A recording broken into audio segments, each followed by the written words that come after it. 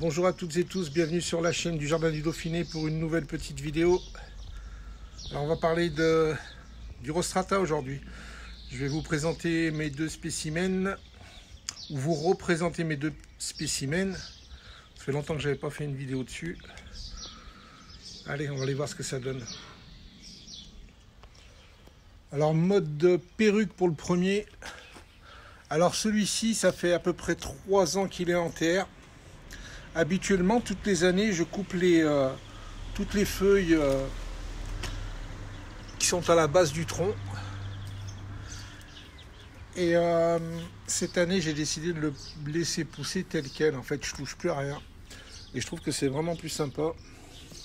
Ça donne un look complètement différent. Là, on peut voir que ça, c'est vraiment une plante à partir du moment où vous lui avez procuré un bon drainage au niveau du système racinaire.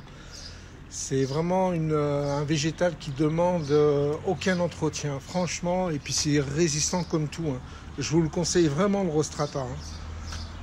Bon, c'est un coût au départ parce que les investissements sont assez conséquents, c'est des plantes qui ne sont pas données. Mais par contre, en termes de résistance, c'est vraiment adapté aux régions où le climat est pas terrible, quoi. Comme chez moi. Donc lui, bon drainage. Là, il va faire pratiquement 1,50 m. Bon, il est protégé par la maison hein, de tous les courants d'air venant du nord. Et il est vraiment superbe. On va aller voir le deuxième.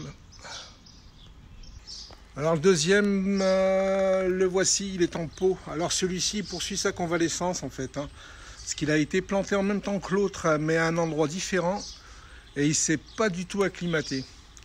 C'est une zone qui était beaucoup trop humide, peut-être un mauvais drainage aussi. Et là, tout de suite, hein, je m'en suis rendu compte.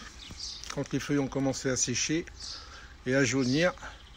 Et j'ai pas hésité un seul instant, je l'ai déterré et je l'ai rempoté dans un pot. Alors avec un substrat hyper léger. Et là, il est en train de se refaire la cerise. En attendant que je lui trouve une place définitive. Là, on voit bien que toutes les nouvelles feuilles, elles sont clean, quoi. Sont belles, sont en bon état. Donc voilà pour mon deuxième Rostrata.